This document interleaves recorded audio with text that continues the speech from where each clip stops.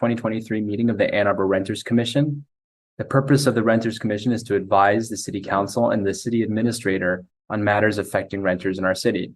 The Ann Arbor Renters Commission is made up of voting members who are appointed by the mayor and approved by City Council, 2 non-voting City Council liaisons, 2 non-voting members representing different landlord perspectives, and a non-voting representative from the University of Michigan Student Legal Services. To speak during any of the public comment opportunities, you will be able to speak either through the webinar link or by phone.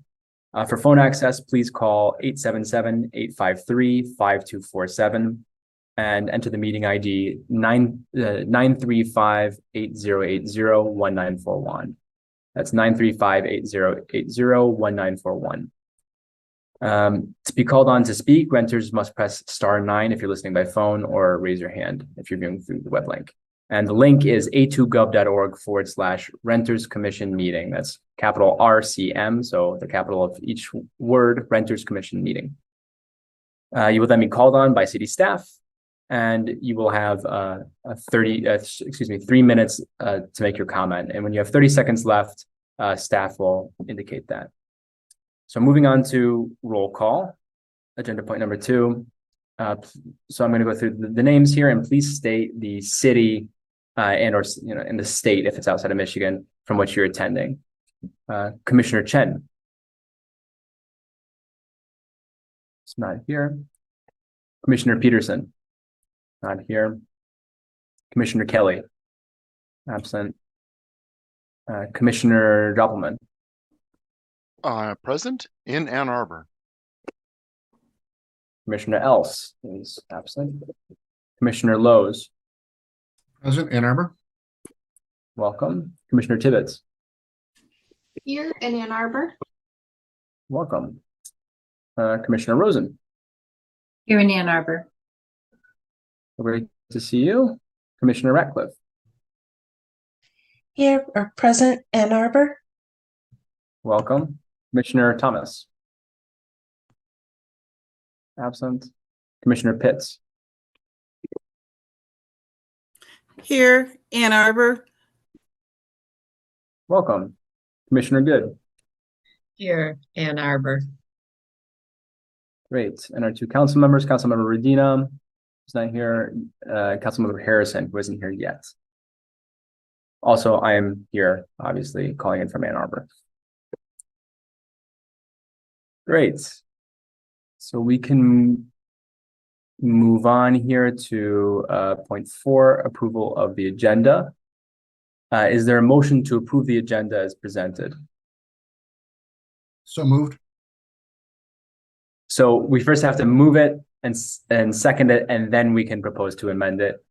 We've gone through this a couple of times, so thank you, Jeff. Do we have a second? Second. Okay, seconded by Rosanita. So now the agenda is open to either be approved as it currently stands or to be amended. So if you want to amend it, you can just say, I move to amend the agenda to add this item, or for example. I move to amend the agenda to add 3 items: the Green Fair, planning for the next agenda of the Renters Commission, and the rent control ban in the Michigan State Legislature. So Green Fair, would you be all right if we did Green Fair, rent control ban, and then agenda discussion at the end?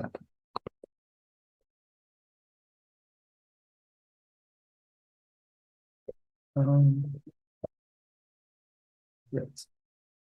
Okay, so that's all that is moved by Julia. Do we have a second for that? I'll second. Second by Rosanita. Thank you. All right. So all those in favor of amending the agenda to add those 3 points, say aye. Aye. Aye. Aye. Aye. Aye. All those opposed, say nay.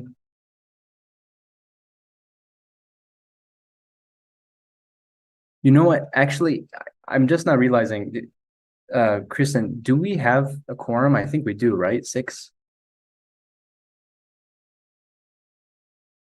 Six, yeah.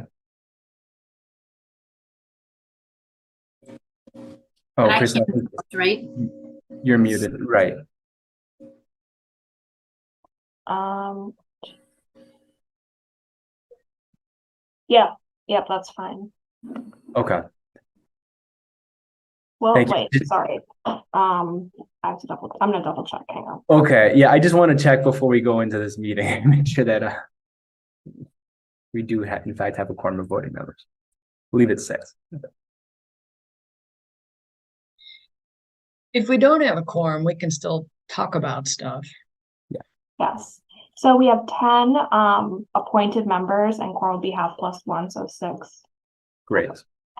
Okay, awesome. We just met it. Thank you, Kristen. I just wanted to make sure. All right, so we amended the agenda, adding those 3 points. So just one more time. That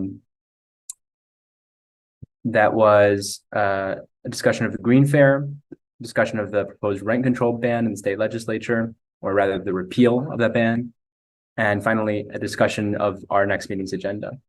So now that we have the amended agenda in front of us, we have to vote on whether or not we accept this amended agenda. So all those in favor of, first of all, are there any other motions on this agenda before we go forward? No? Okay, so all those in favor of approving the agenda before us, say aye. Aye. Aye. Aye. All those opposed say nay. Okay, great. So this agenda is, the amended agenda is approved. Wonderful. So that moves us on to the next item, number 5, the approval of our last meeting's minutes, which was on July 20th, I believe, 2023. And so is there a motion to approve the last meeting's minutes? Just one correction. I was listed as being present. I wasn't there. Not a big deal, but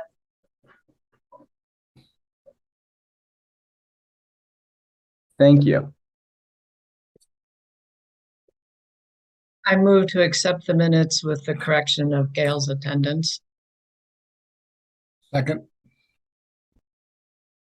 Okay, so yeah, all those in favor of amending the minutes as was stated just then, say aye. Aye. Aye. Okay, all those opposed, say nay. Great. So we're just gonna amend those. I suppose, do we have to take another vote on whether we accept the minutes? Okay, great. We could just do a correction, that's fine. Okay, thank you. So we have just approved last meeting's minutes. Thank you, Gail, for checking those. Okay, so that brings us to item number 6, our first general public comment. So, Kristen, whenever you're ready. Public comment can be made by phone by calling 877-853-5247 or 888-788-0099 and entering the meeting ID 935-8080-1941. It's an opportunity for members of the public to address the Renters Commission about any topic for up to 3 minutes. You can also join the meeting with the Zoom link, and that is a2gov.org/Renters Commission meeting. And if you are calling, you can press *9 to raise your hand. And if you are joining from the web link, you can use the raise hand feature.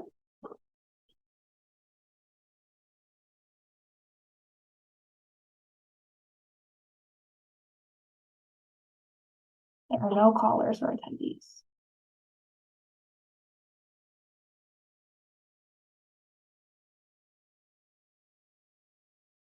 I think we can close public comment. Thank you. We can move on to item number 7, our business. So we can begin with 7-A, Tenant Education Committee discussion. So someone from the Tenant Education Committee, can you please give us a summary of what we discussed? Yeah, I can do that. So we met last on August 24th, and we had a pretty in-depth discussion about rights and duties handbooklets. We kind of went over just a reminder of which sections city staff has the ability to edit and which sections need to go through the city charter.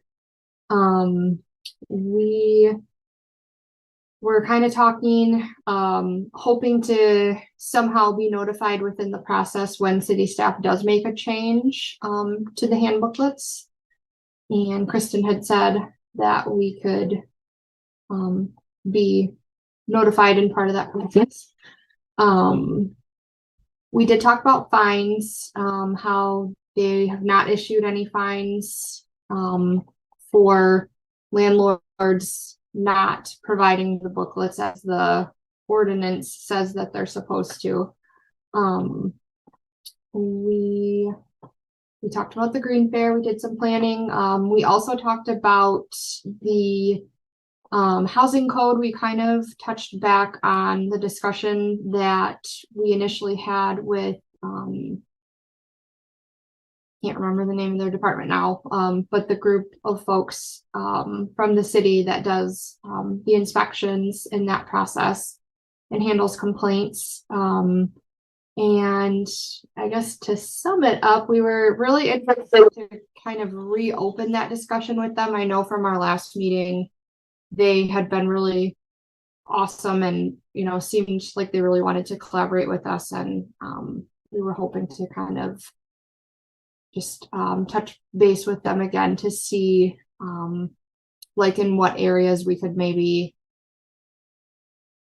I don't know, look for opportunities to partner with them as appropriate, I guess, to say it summarized. And I think Kristen was going to work on that once the new season of everyone moving in slowed down a little bit. And I think that was about everything. I don't know if I missed something from the meeting. Anyone else wants to add? Or if anyone has questions?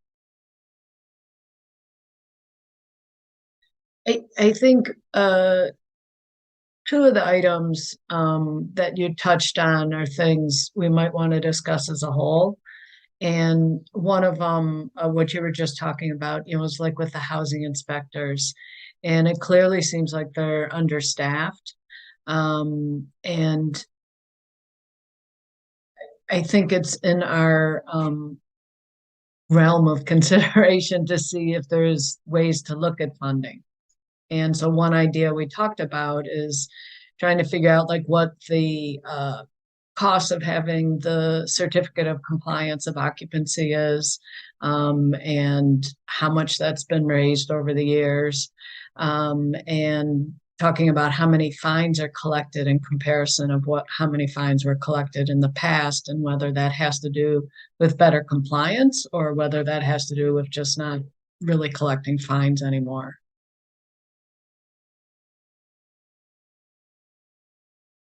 So maybe before I go to the next point, and I don't know if we want to talk about this or if we want to push this as a specific agenda item for next time.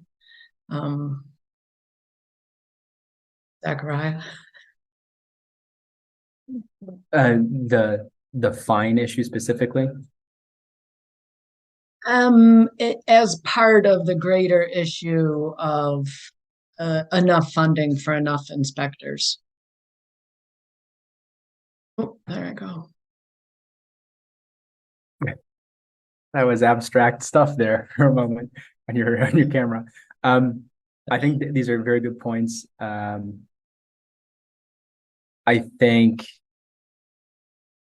mean, just a question to you, Julia. How do you think we should start that conversation? Do you think we should go to rental housing services and ask them how they feel about their funding?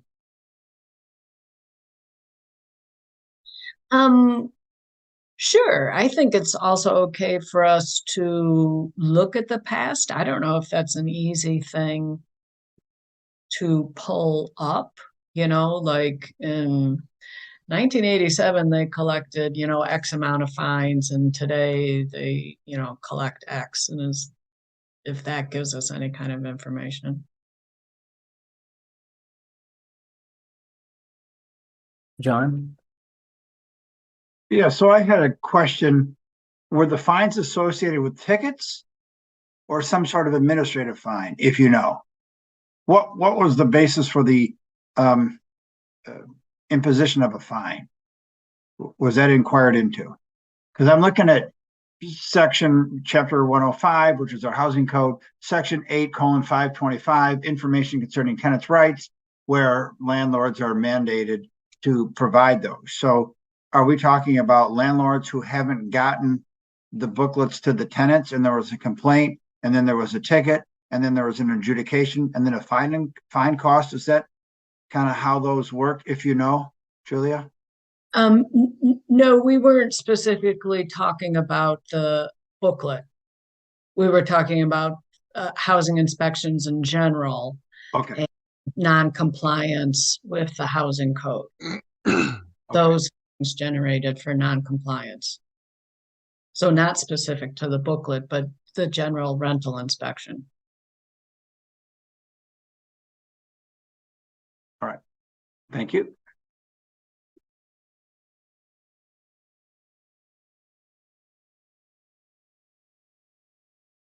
Do you have stats just on total amounts collected, or do you have stats on total infractions or total counts issued?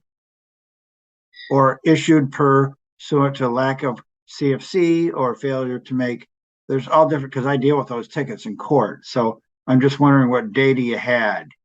I think it is info the Renters Commission is interested in getting, and kind of a discussion about the best way to get it. I talked with Sarah a little bit. Sarah does the FOIAs, and like it's not super easily accessible. It definitely exists, but it will take a little bit to get to it. So if you have some specific questions, I think it'd be easier to request kind of specific numbers instead of kind of like broad budget, or if there's other like specific budget questions that you have. Another thing you could do is go you could ask the district court administrator for like, hey, what violations, code violations you see on civil infractions for 8511, which is inspection related, or lack of a CFC, or improper registration, which is 8517. So there are different code provisions under which an infraction is issued, and the district court presumably would have that. I'd want to know how many, rather than total amount of fines and costs, which may or may not be helpful. I'd want to know how many infractions and for what offenses they're seeing. That might be helpful data too.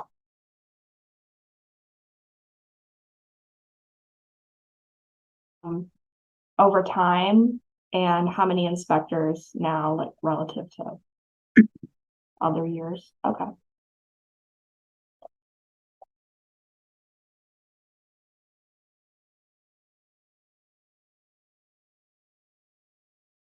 And Kristen, did you receive a response from staff about the booklets? Is that something that they can keep us up to date on, or? Definitely. If the clerk's office is aware of it, which we would very likely be aware of it, unless there's some reason, like a specific reason not to, I don't think it would be an issue.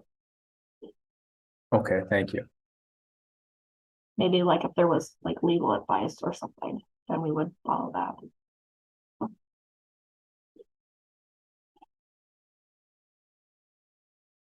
So then can this go to an agenda item for next month, the report on if and I guess that's you, Kristen, gathering any stats? Yeah, I will see what I can find, and then I'll do an update, but like before the meeting, to both you and Zachariah, and see if it is worth having on the agenda. The next meeting is the 19th. I should be able to get more information.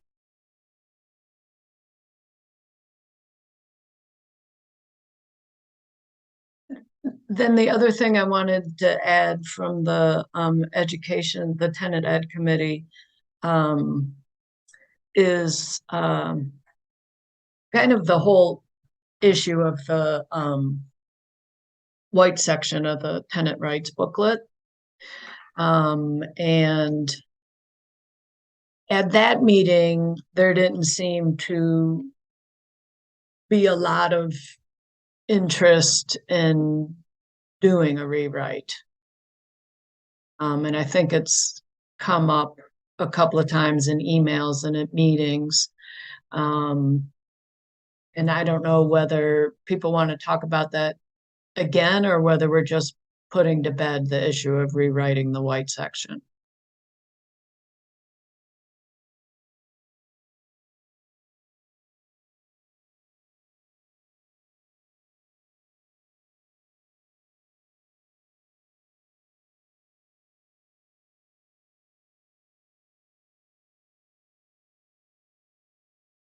So that sounds like, oh, there we go.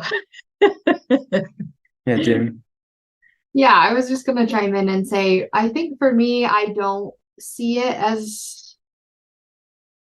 a big priority, at least right now, but that's just my opinion. So I don't know if anybody else feels strongly about rewriting it.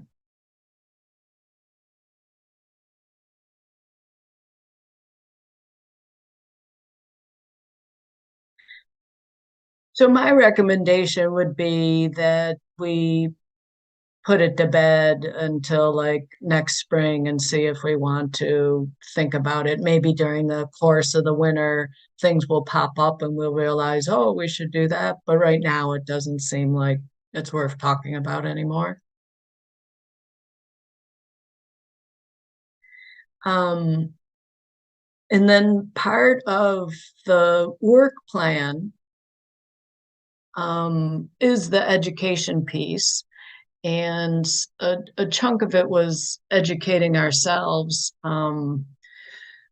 which I think we've done a pretty good job on, having the Human Rights Commission come and talk and having the housing inspectors come and talk. And I'm kind of wondering if there's any interest in doing any sessions specific on the white section on Ann Arbor's existing laws for tenants. I mean, there isn't a lot of law in general, but like if we wanted to do something like have a session going over what the state law is on eviction and how it plays out in local courts, or things like that, how the security, maybe one meeting just have something on how the security deposit works in Ann Arbor. So that was one other idea that came up from the committee, and I just wanted to mention it to see if anybody in the larger commission was interested in that.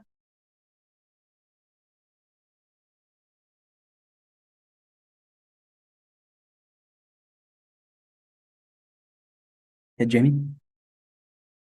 Yeah, I would definitely be interested in that. I think another thing kind of related to that I would be interested in is like not just the law, like leading up to eviction, but, and I don't, maybe this would be a little off topic, but I would be kind of interested in like the eviction process, like from a tenant's perspective.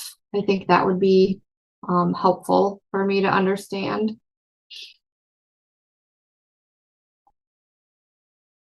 Yeah, Jeff. You mentioned something that just kind of clicked in my head, and that was regarding security deposits. And it just kind of dawned on me that some places have really, really high security deposits, sometimes up to a full month or more of rent. I wouldn't mind knowing a little bit more about how that might affect people's ability to get housing as well.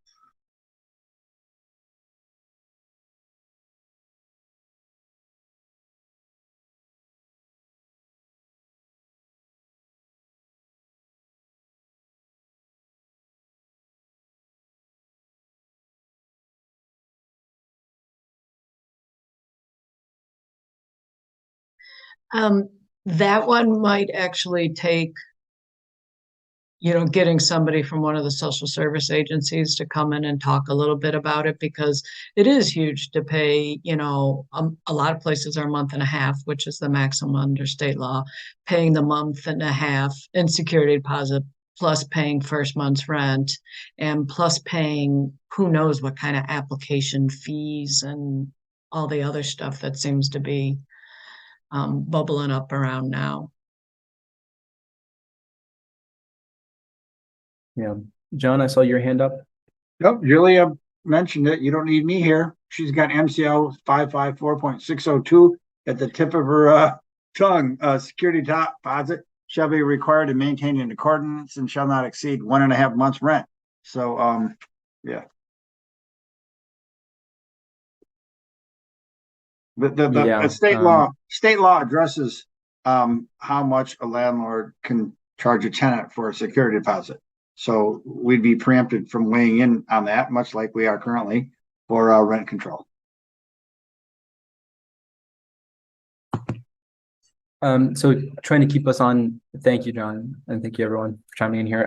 I think we should try to keep on track here about, I think, Julie, if I understand you correctly, you want to, well, I've heard a couple different ideas. I mean, from Jamie, you seem to be interested in getting more education about the eviction process. Is that right? So would that be to the general group here, the commission as a whole, like a speaker, for example? Yeah, I think that makes sense. Okay. And Julia, can you remind us or explain what you're interested in having happen? I kind of just wanted to see how other people felt about it. I worked in tenants issues, so which I'm probably the only one of the voting commissioners, so I know a little bit more of the law than other people. So I'm guessing. And so that I didn't want to make that assumption. So I wanted to see if other people felt comfortable with their knowledge or felt that they'd like some more information around that. Sure. And Rosanita? Oh, well, I'm not as versed in the state law here, so I wouldn't mind that, especially when it comes to the security deposits, not how much it is per se, but getting it back, which is I think a tenant issue for some, is when you move out. I've heard some really horrible stories of tenants unable to get any of their security deposit back, even when they did have some proof that the apartment looks the exact same way as it did when they moved in. So I think some clarification on that would be good.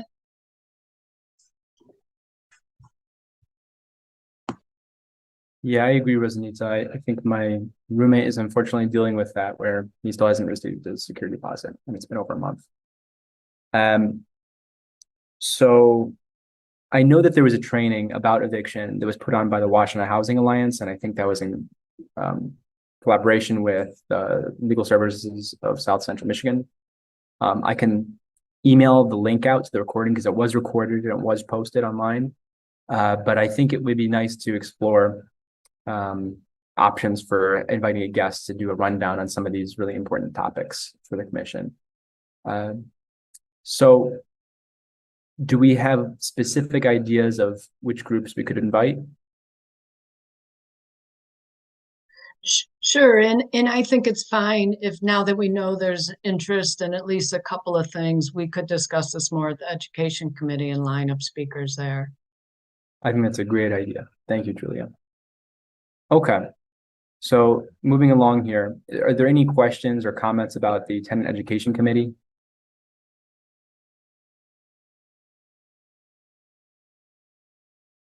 Okay, we can move on to 7-B, which is the Green Fair. Now we have a booth at the Green Fair.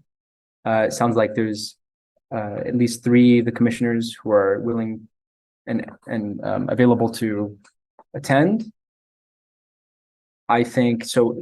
What I know is, so first of all, thank you, Kristen, for contacting OSI and making sure that we got a booth.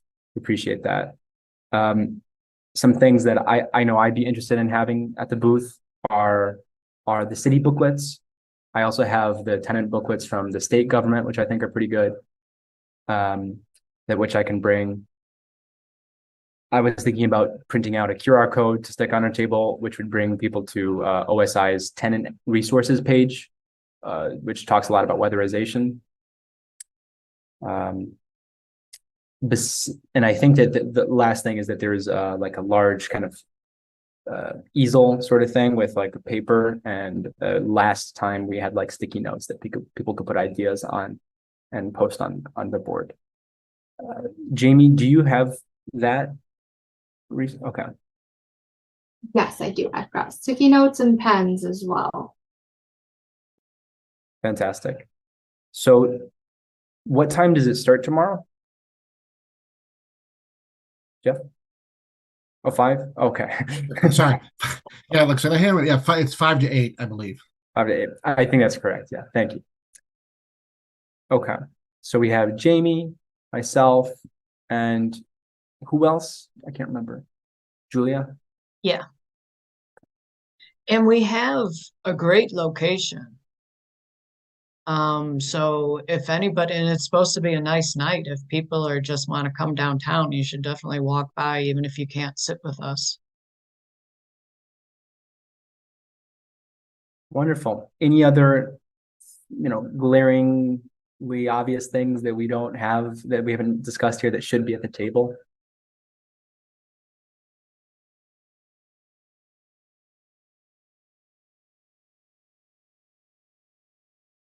I just wanted to say I'll be popping by too and staying for a little while. So I know I wasn't officially on the list, but that was because a new job made it. I wasn't sure how things were going to be for the next couple of weeks, but I'll be either for a little bit. Awesome. Hi, I Yeah. will stop by as well. I don't know if my video is working, but yeah, I'll make sure I stop by tomorrow. If nothing else, to finally meet everybody in person at least.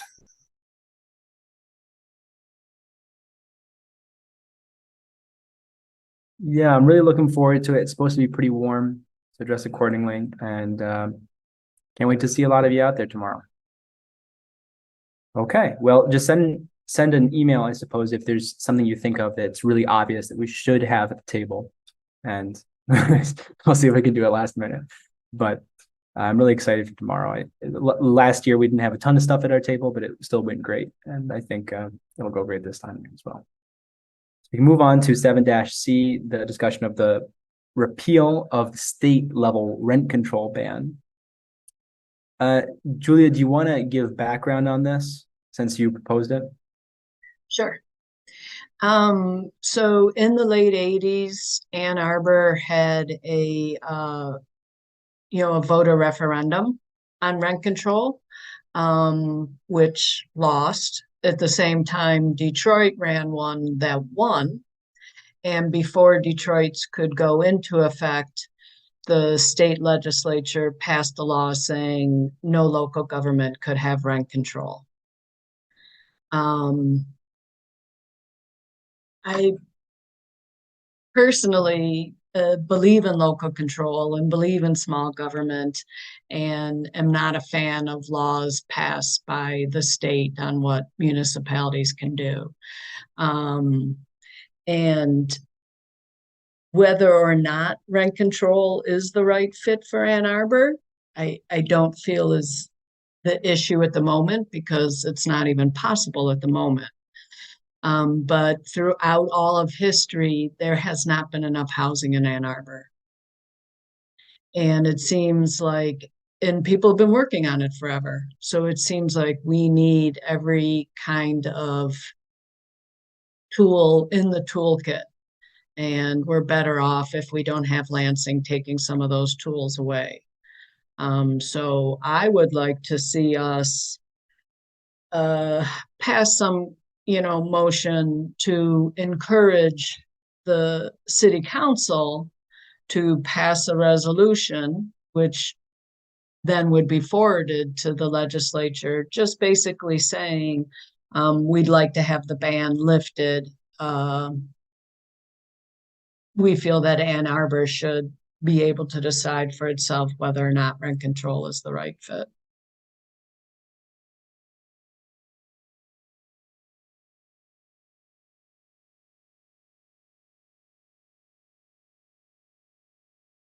I could talk forever about it, but I'm assuming that's probably all you want to hear. If somebody has a question about like any part of it, feel free.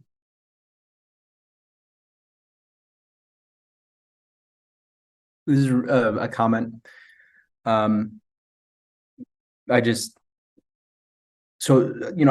we're here to advise city council, not the state government. However, if we're all interested in housing issues, and I think that we should make our voices heard, at least as individuals, and talk with our state representatives. And I think that by and large, our local state representatives and state senators are supportive of repealing the ban, not necessarily of implementing some form of local rent control. My personal feelings about rent control is that it's a price control. It's not intended to expand the supply of housing. Of course, if anything, some people, there is a group of economists, quite a few economists, who think that long-term certain rent control policies can decrease the housing supply. I've seen other people try to refute that, but basically it's really aimed at affordability. And obviously we're dealing with an affordability crisis right now in the city. So I'm happy that the conversation is kicking up, it's really getting started here. And so there was a coalition that met in Lansing, beginning of September, to demand a few different things, but one of their main demands was the repeal of the statewide ban on rent control, so that cities like Ann Arbor could at least start the conversation and seriously consider implementing some form of rent stabilization ordinance. And at the end of the day, I have to say that I feel it's, when I talk to tenants and they say, well, my landlord increased the rent by 30% from year to year, isn't there something that you guys can do to help? And I there's really not in most cases currently. And I think that that's really ridiculous. I think that most countries have some kind of way to curb that sort of increase. We can't even discuss it right now. So, I'm really supportive of it. I think, Julia, I appreciate that you brought this up. And one thing that I've seen is that some cities have been passing resolutions saying we as a city really support this repeal, and we want our state legislature to consider that when they consider this bill. Ann Arbor hasn't done that. However, what they did do is they instructed their lobbyists to go to Lansing and try to support that policy of repealing the ban on local rent control.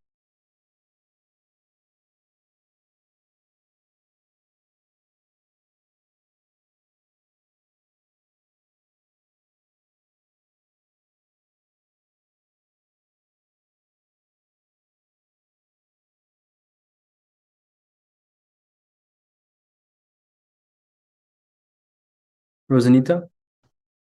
Well, I said, I personally believe in rent control to a certain extent,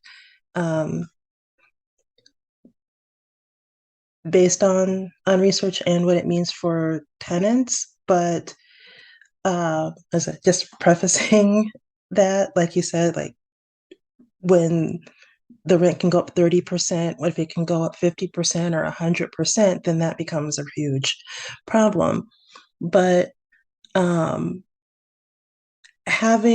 just thinking about city council, having a lobbyist talk about it is kind of different, because the lobbying firm itself has varying interests, as opposed to a letter directly from, or a resolution or whatever directly from the city.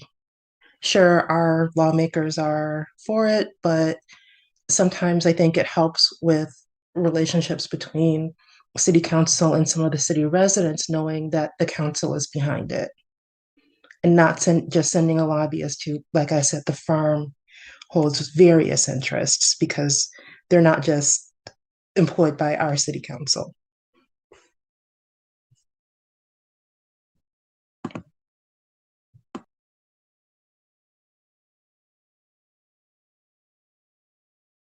It's hard to read the room on Zoom. So I'm not like, if people are generally in support of it, I do have the language for a motion. If people have some concerns they want to discuss now, or if they want to think about it later, we could vote on it at the next meeting too. And I have a question, Julia. Do you mean, would this be a motion suggesting to city council that they do something, that they release a statement or something like that? Yeah, what I had in mind was just that the Ann Arbor's Renter Commission requests Ann Arbor City Council to pass a resolution supporting the removal of the state's ban on rent control, which is Act 226 of 1988. I know I can't vote, but I would support that if asked to. I mean, I'm seeing it, from the student perspective. I'm seeing rents like I've never seen them before. And what I see happening in my world is that, students who can't afford, there are a lot more students who can't afford to live in Ann Arbor than could before. And that's impacting them in a lot of ways. When you're not on campus, you don't have the same opportunities. There's more stress. There's just a lot more involved when we have more and more students that can't afford to live in Ann Arbor. So from that perspective, I would be really in support of what Julia said. And I'd love to see it more affordable for my clientele, I guess.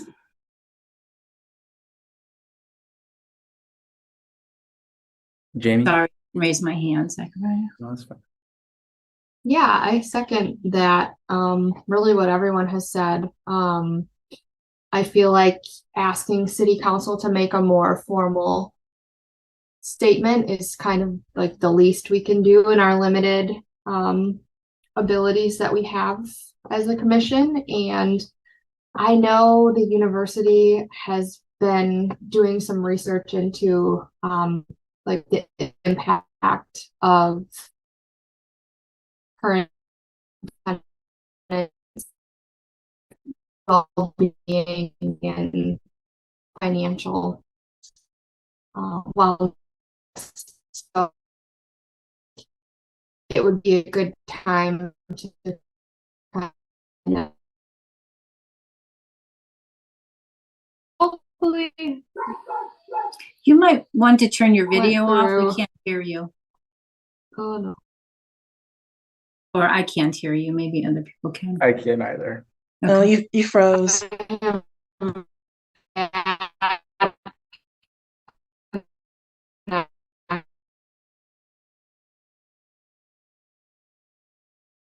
We'll come back to you, Jamie. Okay. Sorry about that. I promise you we'll come back to you once your internet clears up. Bob. So I wonder if city council may be waiting for this commission to propose this before they would do the resolution. I think they would want to see, what this commission feels about it before they make their decision. Thanks, Bob. Jeff? Yeah, I agree with all of that. I mean, it's city council has a lot to deal with, first of all, so you're right. But I also agree that, in a lot of ways, Ann Arbor residents know what's best for Ann Arbor, and to not have the ability to even consider it, I think, is a detriment to the community. And that's just with all the other problems that we have too.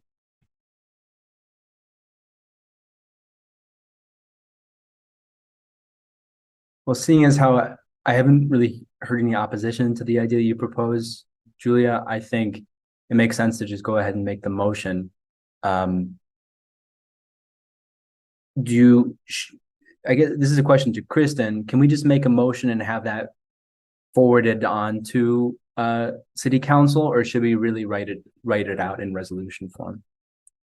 If you make the motion and approve it, we can put it on the council agenda. You don't have to do the extra stuff. Okay, great. And just as I think I mentioned this before, but I believe that. So I think the city of Pontiac did pass a resolution. I'm not sure what other cities have done that, but I think that Ypsilanti is at least discussing it if they haven't already passed a resolution. So, there's a lot of other cities that are discussing this, and this is a very timely issue. But I'll pass it over to Julia if you're ready to make that motion. Sure.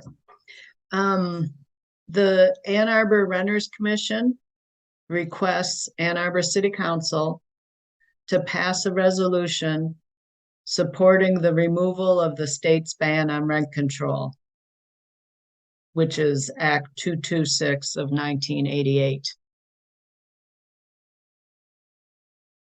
Okay, that's the motion moved by Julia. Do we have a second for that? I'll second. Okay, second by Rosanita, I heard first. All those in favor, say aye. Aye. Right? Aye. Aye. All those opposed, say nay. Okay, great. Thank you, Julia. I appreciate the fact that you came to this commission with that idea, and I appreciate everyone's discussion on that. Okay, are there any other comments on the issue of the proposed rent control ban repeal on the state level, state legislature?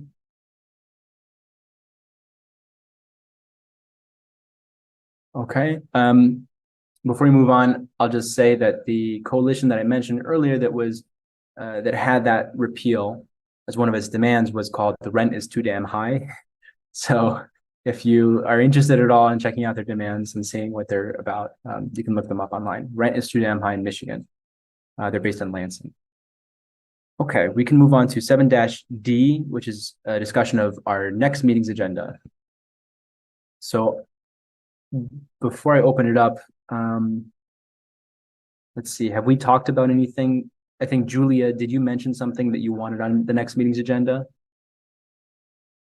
Well, just if Kristen if she could get any data regarding fine collection from building inspections.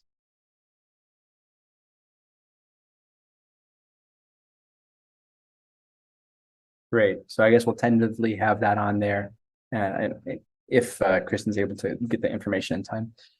Any other proposals? Well, if we're able to have a education committee before the next meeting, then Jamie, I guess we could have on the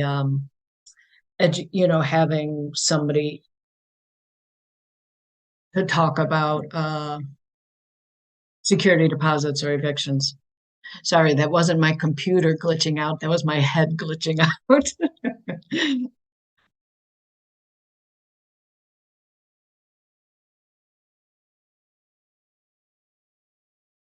Any other ideas?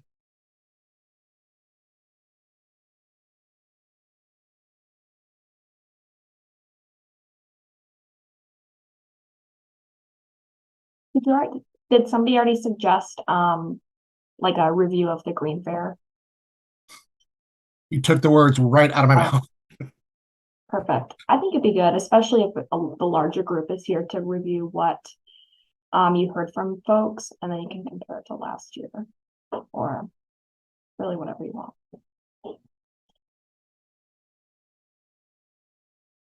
Great. Any other ideas?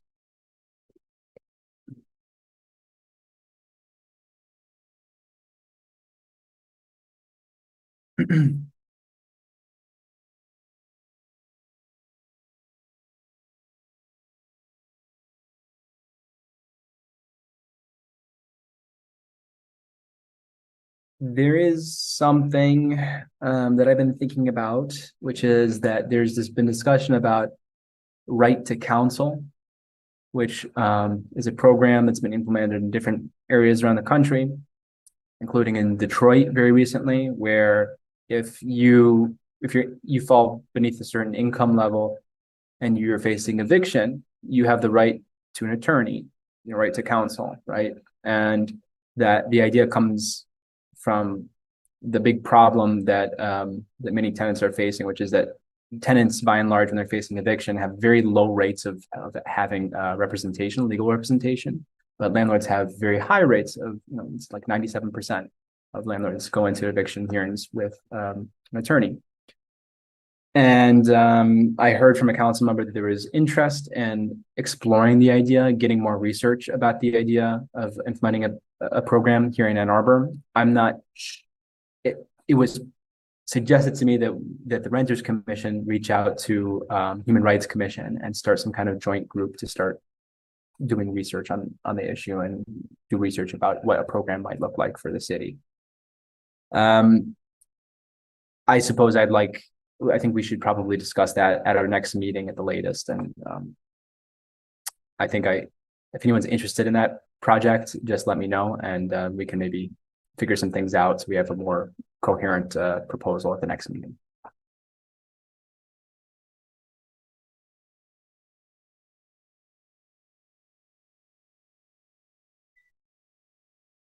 I don't know, but now suddenly we have all kinds of agenda items, but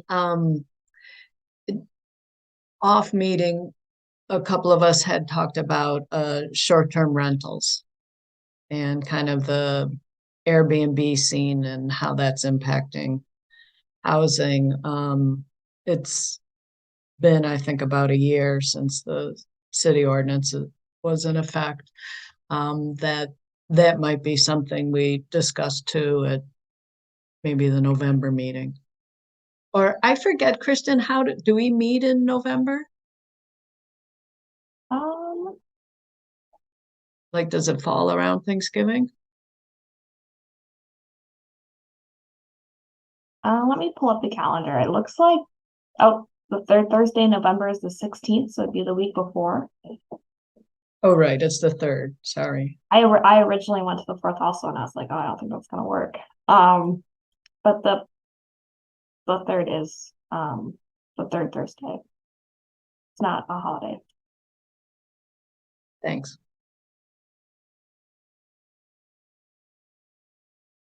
Yeah, I think that if the next meeting's agenda gets too lengthy and it seems like it's going to take up too much time, we can just postpone some of those items to the agenda afterward.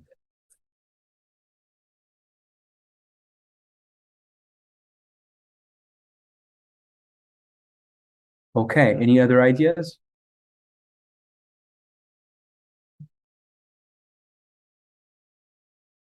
All right, well, if anything comes up, just email, I think, Kristen, me, and Julia, and we'll make sure that it gets considered and put on the agenda. All right, so we move on to item 8, which is our reports. 8-A, reports from commissioners, committees, and our working groups. We already had the report from the committee. So I think we can just do commissioners. Does anybody have a report to give?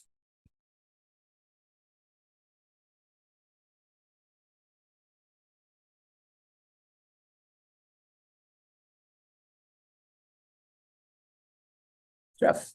I mean, I kind of do, but I'm a separate agenda item technically, aren't I? Oh, for HHSAB. Yeah. Yeah, you can just give it now. That's okay. Like, I don't know if I should do it yet. Okay. I attended last week my first HHSAB meeting, which was interesting. A lot of the discussion was there were kind of two main issues that they discussed, which is the first one was their plans for Parking Day. I guess they had a tent at Parking Day downtown, and a lot of it was plans for their community engagement for that. I think it's already happened now, so I don't know how that turned out yet, but I'll find out before our next meeting. The other half of the meeting was a lot of discussion regarding the home ARP, which is American Rescue Plan, for urban areas in the county. It sounds like Washtenaw County got about $4.5 million.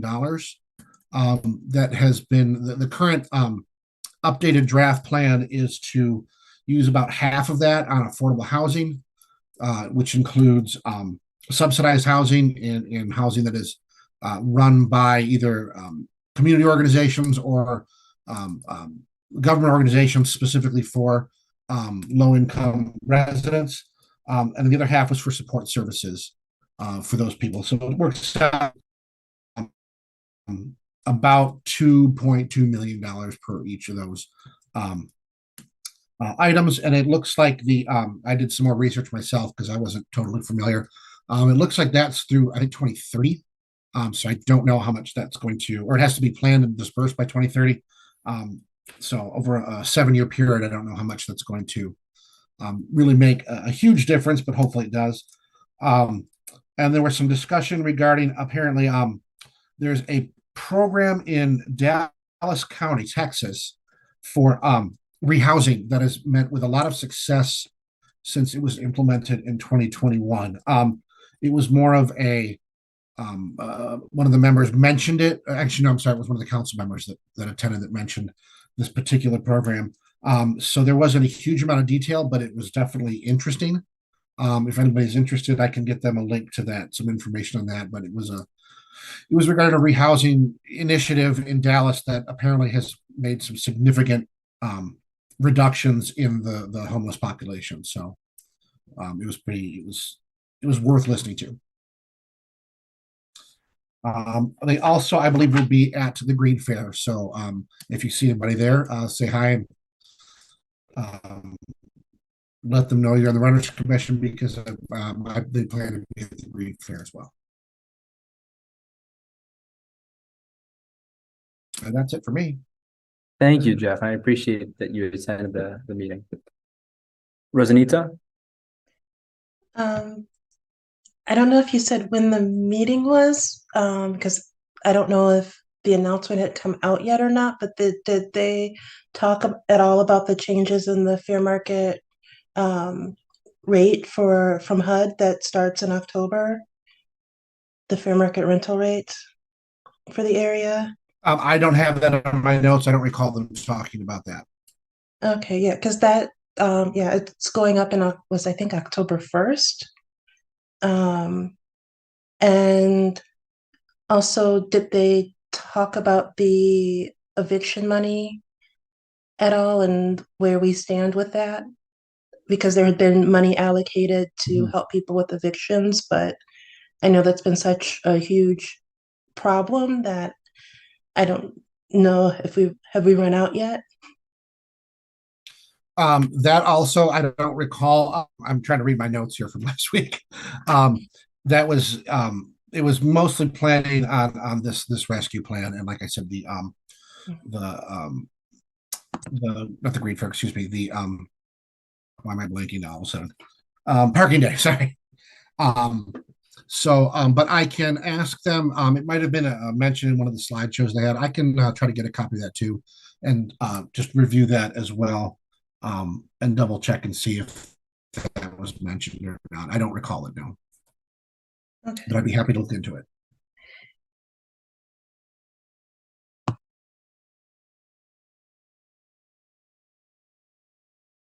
I did find online from HUD that they should go in the new fair market rent prices will go into effect October 1st. So I think you're correct there, Rosanita. Thank you. Any other questions or comments or reports from commissioners?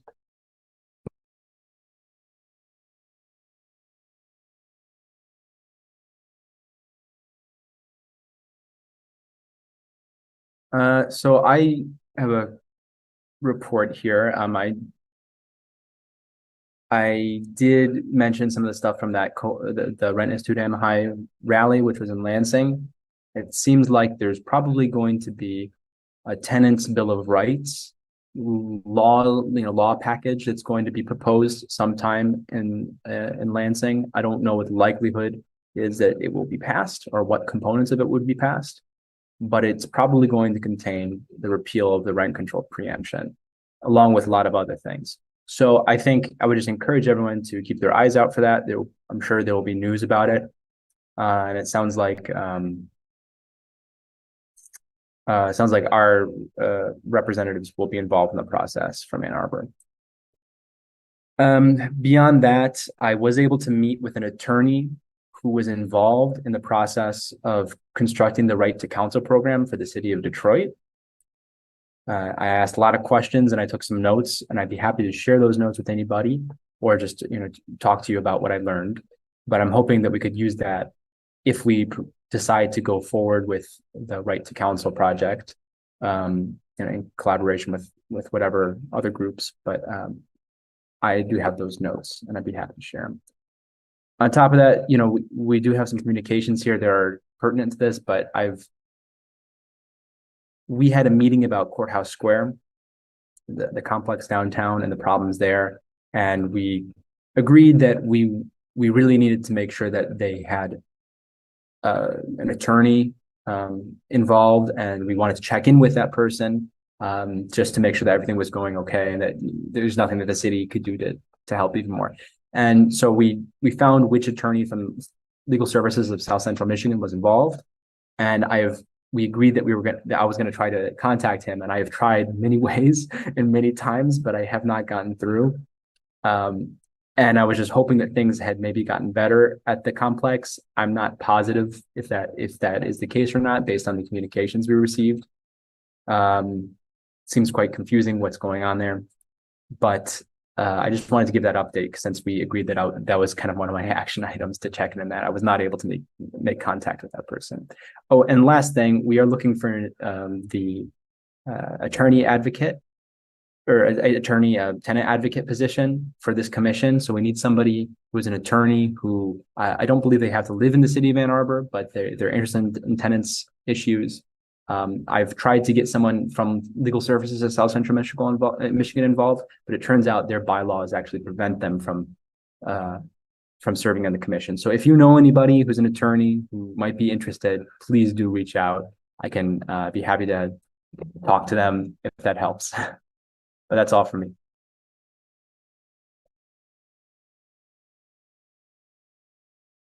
Any other reports? Oh, hi, Councilmember Harrison. Welcome. Hello, y'all. How are you? Good. Doing well. Sorry, we're late. Work ran late today. Sorry, I'm late. I'll catch up. Yeah, well, we're almost through tonight, I think. But now might be a good moment. I know you just joined, but if you have anything to update us with, that would be great to hear. And I guess if you have anything about the fee situation as well, that'd be great to hear. Yeah, the fee situation, we are rolling along here. We've had, our meeting with Attorney Reiser, and he's been working really hard on it. And currently, Councilmember Rodina and I are in the process of meeting with, basically finding a time to meet with him again to see what our next steps are, but it is moving along. So yeah, it's good stuff. Thank you. Anything else?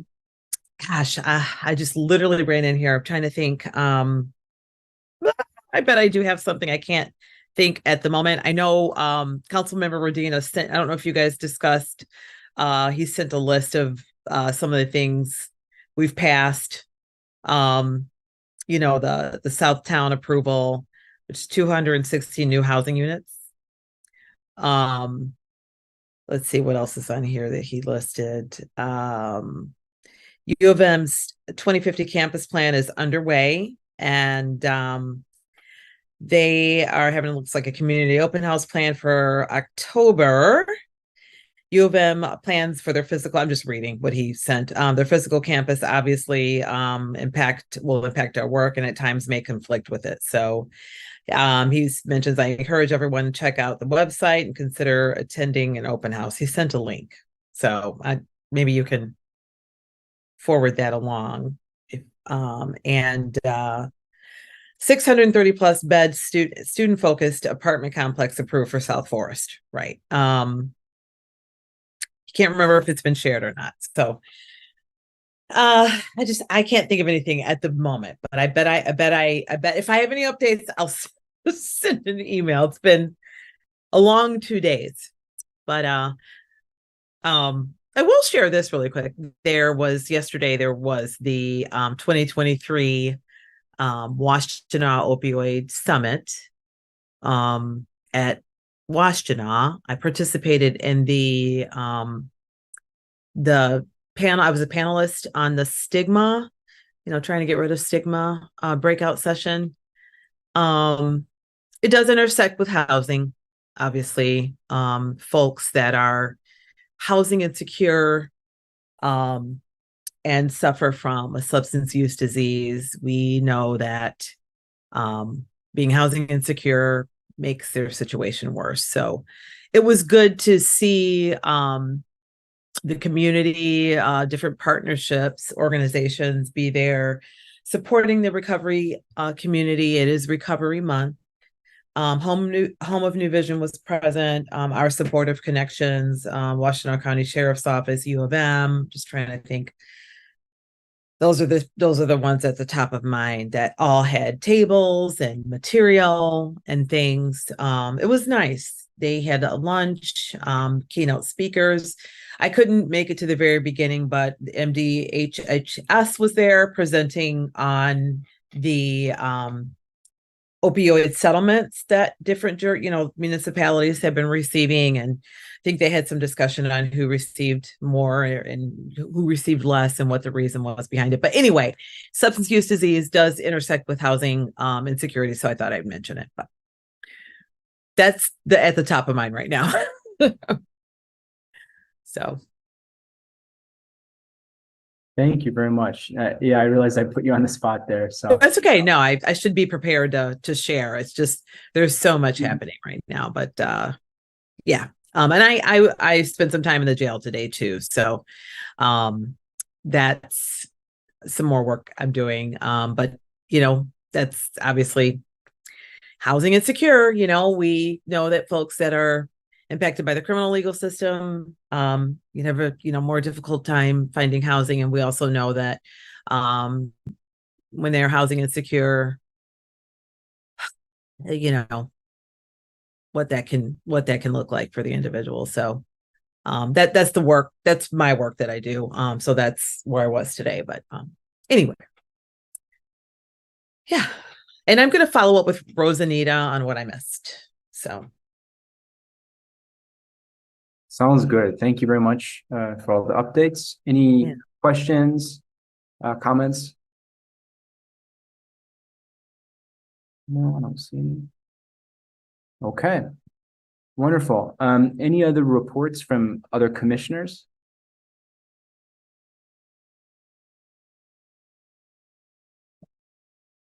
Okay. Oh, Jeff. Sorry, one other thing I kind of wanted to add, Councilmember Radina has been in contact with me, just from a renter's point of view. Specifically on Stone School near where I happen to live, we had talked about looking to put in pedestrian flashers, because as you come over the expressway from either direction, people go pretty fast over that hill, and it's a kind of a blind hill. So we've been doing some discussion about getting the tenants in the area to petition the city council to put in one of the push button flashers. Very nice. Thanks, Jeff. And Gail, do you have anything to share from Student Legal Services? Any specific problems that you've been hearing a lot about? We have a couple buildings that aren't quite ready. We had a bunch of students impacted by the I guess the second phase of Beekman on Broadway. And so that's been a little bit of a problem. There was another building. No, that was a single building. So no, I mean, just the usual move-in problems, places aren't quite ready, not clean. But nothing out of the ordinary. I'm sort of waiting and eager to see what's happening with the right to renew stuff and what landlords are doing. I think it's a teeny bit too early to see that, but I imagine it's going to be happening soon. So I'm curious to see and be curious to hear what the rest of you hear on how that all is playing out with what landlords are doing with, I mean, with students and tenants in general. I mean, last year the issue was, you know, questioning whether or not the law was in effect, but we don't really have that issue now. So, you know, now it'll be a question of what workarounds they may, creative workarounds they find, or whether they'll do what we intended and hope that they do. So we'll see. Thanks, Gail. Okay, I think that we can move on then to, did I skip a second here? I'm looking for, oh no, okay, communication is afterwards. Yeah, we can move on to item number 9, which is the second general public comment period. Kristen, whenever you're ready. This is an opportunity for members of the public to address the Renters Commission for up to 3 minutes about any topic. You can call 877-853-5247 or 888-788-0099 and enter the meeting ID 935-8080-1941. Or if you are joining with the Zoom link, you can go to a2gov.org/Renters Commission meeting. And you can, if you're calling, you can press *9 to raise your hand or use the raise hand feature if you are attending the Zoom meeting with the link. We'll give it just a minute to see if anyone is joining.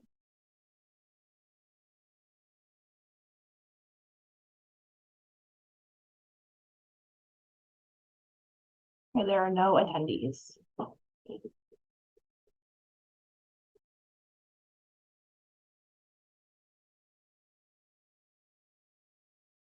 All right, thank you, Kristen. Now we can move on to item 10, which is communications. If I'm not mistaken, we have 5 communications on the agenda tonight. Let me pull them up here.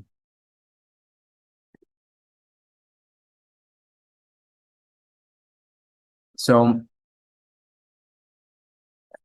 we have a few communications from residents of Courthouse Square. Sounds like they're still dealing with issues, and we did hear back also from, or CC'd on an email from the property manager, I believe, as well. So we were kind of in the middle of this back and forth. I think actually all of them are from Courthouse Square residents. So it's kind of a lot to display all at once, but does anybody have any comments or questions about these? I think one, unless I read it wrong, was from a college student and not the same resident, right? Yes, thank you. I overlooked that one just now. I appreciate it. There was one about noise, kind of like a noise complaints issue. The college student had a problem with neighbors partying right next to their rental unit. Thank you, Anita. So let's first discuss the Courthouse Square issue, if anybody has anything to add.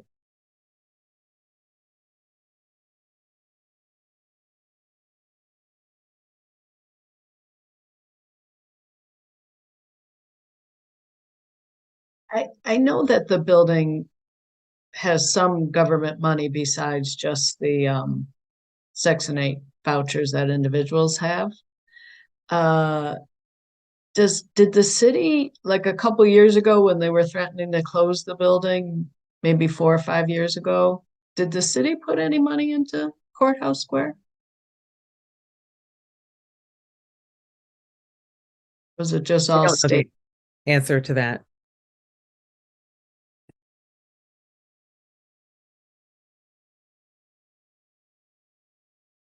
I had a hard time hearing. Was that you don't have an answer to that? Correct. I do not have an answer to that. Okay. Yes, seems like we don't know. Oh, Kristen? I don't know either. I know there has been some coordination with the city in the past, but I think that was like quite a long time ago. So, is that something the Renters Commission is like interested in more thorough info on? Well, it seems like if there was some city connection to the building, that might be a little bit of leverage to, write a letter to the owner and be like, this is ongoing problems. It's not working the way you're addressing it now. Yeah, Rosanita? Well, I mean, I do want to say that the property manager, um, in their letter did say that the issue with the elevator, part of it was an unsubstantiated rumor, and also gave what could be further clarification as to what was happening with the person who was experiencing some of the issues. And one of the problems on their part is that they do have somebody who may be living with them who's under the 55 and older range, as well. And so it's a much bigger, it's not really, again, like I've said before, this isn't really in our purview. As this person continues to send letters,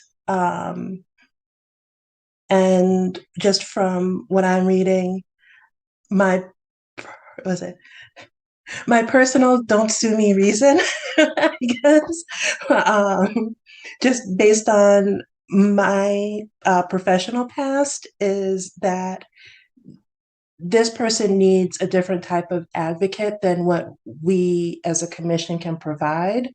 And instead of coming to us, given their age, it is either legal services or fair housing, but also they should be in touch with like the Area Agency on Aging or OCR, the Office of Civil Rights. Those are like the only two other things that I can think of as a recommendation for that individual.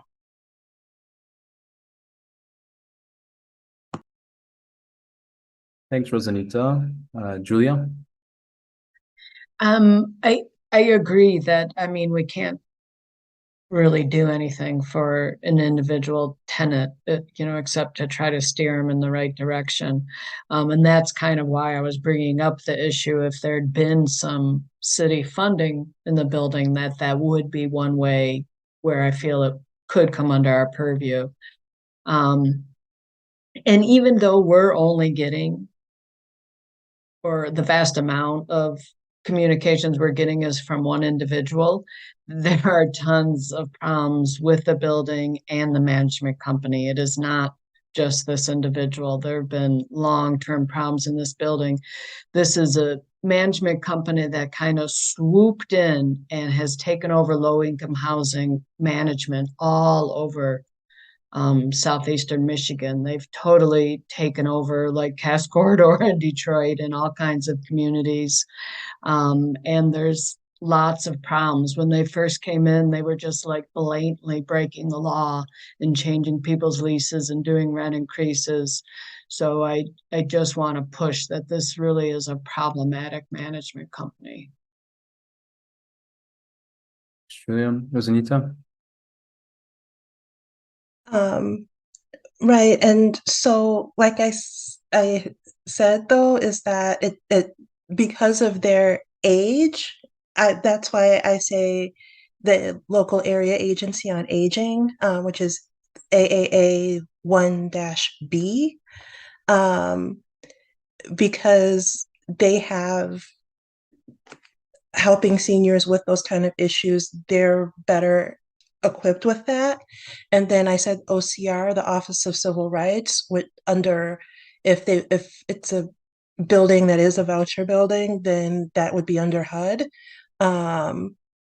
Because they are somebody, not only are they receiving HUD funding, and so if they wanted to escalate, that is the appropriate way to escalate that, as well as OCR, the Offices of Civil Rights portion under there is because they are somebody who is over the age of 55, which puts them in the senior category, which is a protected class underneath the Office of Civil Rights. And, under the ADA, or what was it?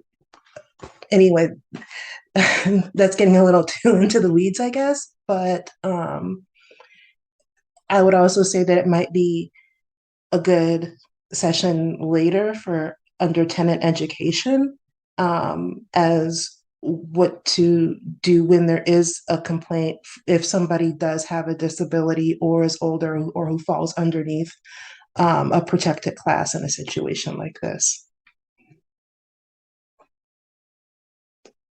That's it. Thanks, Rosanita. Yeah, I think those are good suggestions of institutions that this tenant could reach out to. And I wish we had a solid point of contact for the building from Legal Services of South Central Michigan. Like I said, I've reached out a few different ways and a few different times to try to get in touch with their attorney, because I think ideally we could ask them about the situation and provide them these suggestions, and hopefully they would be able to use those resources to help this tenant. Maybe you can reach out to the managing attorney there or somebody above that person to see. I did. Just a thought that. Yeah, I could reach out to them again. Yeah, I can do that again. Because I don't want to respond, have Kristen or whomever respond to the tenant giving them advice if it might be conflicting with the advice they might be receiving from the Legal Services of South Central Michigan. I know what they were doing. So yeah, no, I absolutely agree with that. I will make a note and I will reach out to the attorney above this person one more time. Rosanita. Well, is it John Reiser is still here? Does he have any advice?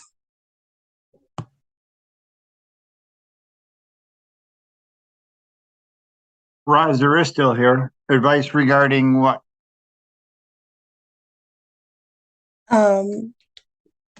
What else we can do with this particular tenant? I had suggested like possibly the local area agency on aging, or them contacting HUD, but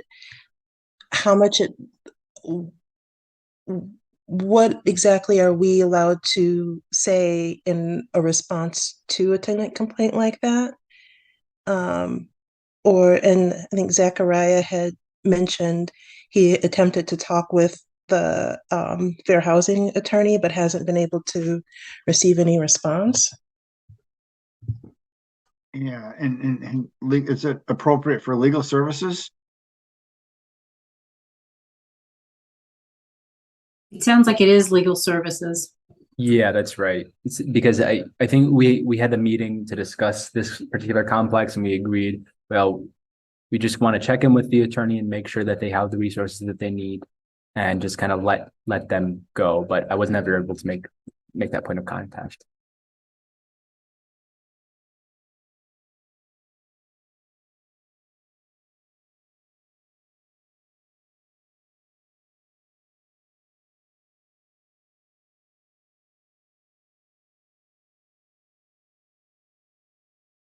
I think we can respond to the person and kind of provide the same information that we provided folks in the past with legal services. I'm not sure. I don't have the email in front of me if they referenced that they're working with them already. I know one tenant was, but I think that the tenant who with the elevator, I believe that's a different Courthouse Square resident. So I don't know if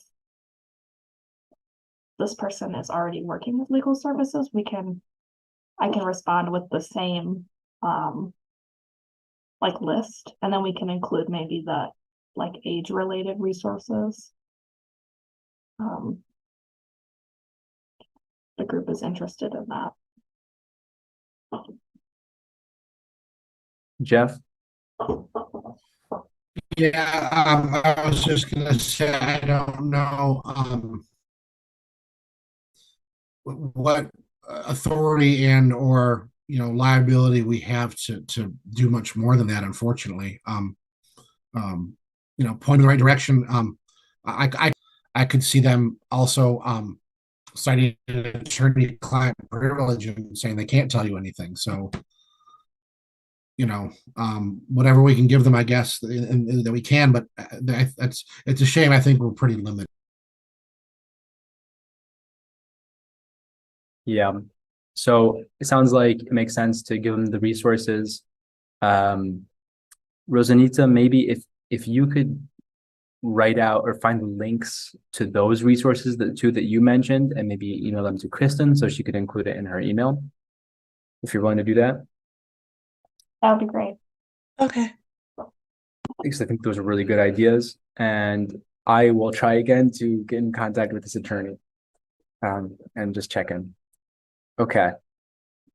And to be clear, that legal services at South Central Michigan, I think they are just totally spread thin, and I think that's why I haven't heard a response. I know they work very hard.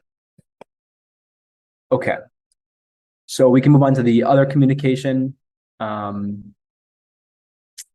Well, before we do, is there anything else, any questions, comments about the Courthouse Square emails? Because they were from two different residents, I think, so.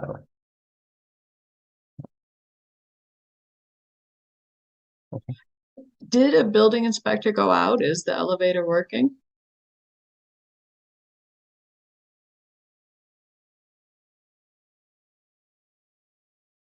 I'm not aware of, I'm not aware. We can try to find out. The letter response did say several weeks. So the letter response from management said that the elevator was fixed and that no one was stuck inside, that there was no record of a police report or emergency call that happened, and that it appears to just be a rumor. I think the letter also indicated there were two elevators and one was out of service. Is that correct? Yeah. Okay. Right, and someone getting stuck is kind of a different issue, but that is somewhere that I think we are able as a commission to forward on a complaint to the building inspectors to have them check it out.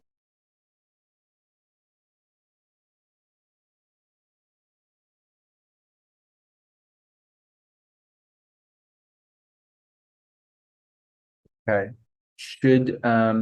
So is there anyone opposed to having that forwarded on to the building inspectors? As Julia suggested. Okay. Kristen, do you mind? Oh, John, I saw you unmute. No, I mean, that's entirely appropriate. If the elevator isn't working, the building department needs to know about that, so. Right. And I'm not sure if we do know if it's working at this point or not. It seems, but anyway, sounds like there's no objection. So, Kristen, at your earliest convenience, can you please do that? Okay. Now let's move on to the email from the U of M student. Just a quick summary. Sounds like this person has been bothered a lot by parties that have been going on. They seem to recognize that there's not a simple fix to the problem they're dealing with, but they wanted to make sure we were aware of like this sort of noise complaint.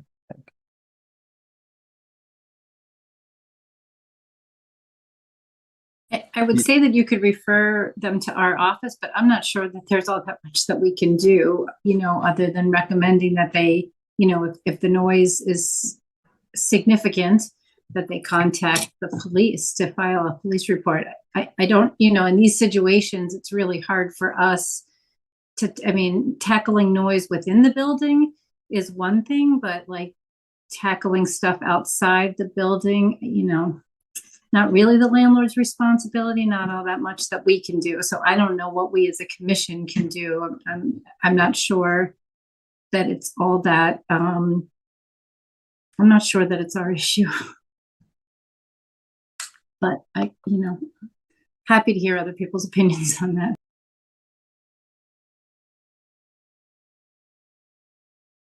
Yeah, I think it would make sense to just respond saying that the commission's received this and that you can always contact student legal services or file a noise complaint with the police.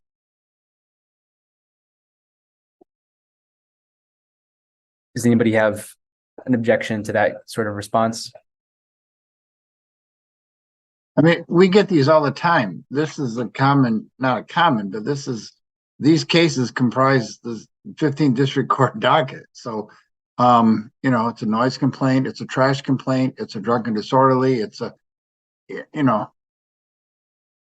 they really should contact the police when it's happening, if they're the subject of excessive noise or drunken behavior outside their apartment.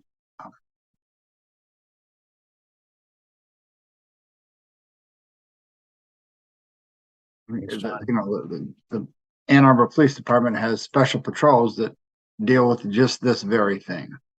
I don't know that it's a landlord tenant, issue as much as it is kind of general, nuisance and, living in peace. Yeah. Okay. Any comments or questions about this communication? No? Okay. Well, that's it for the communications. So just to recap, Kristen, if you could send an email back to the tenant who's experiencing, I think we emailed about the elevator and who is going into the back and forth with the manager, our resources, and Rosanita, if you can email Kristen those 2 extra resources that we can include specifically for this tenant. I will again try to contact the attorney from Legal Services South Central Michigan. Rosanita? I just did, and I know I think we're running over, but I think one of the letters said that she was withholding, one of them was withholding rent, was that correct? Or had it in escrow? And if so, I don't know if anyone followed up to make sure that she had done it via a court order in order to protect herself, because otherwise she's just not paying rent. And is that the function of this renters commission pursuant to their bylaws to do that kind of? I don't know that it is. Beware of it. Your bylaws talk about what you're empowered to do and what your purpose is, and individual advocacy and advising them on how to do that might be beyond the scope of the policy. Is it in the tenant book, the booklet that we give out at all? The escrow? Yeah. I believe it is. It does mention it.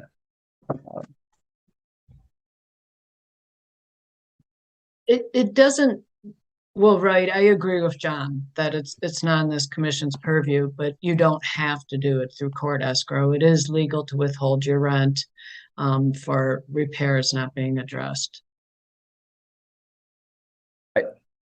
I think that if this tenant goes to the resources that we provide them, they'll get a lot of this sort of advice if they're able to get through. So that makes sense. So thank you, Rosanita, for sending that on to Kristen, and I appreciate everyone's willingness to discuss these things. I just feel that if someone reaches out to part of the city looking for help and we don't steer them in the right direction and something bad happens, I would feel I feel like it's it may not be directly in our bylaws. I think it's really important that people have good experiences with the city and that they get to the resources that they need. So I appreciate everyone discussing this. Okay. So that brings us to the last point on the agenda, which is adjournment. The motion to adjourn.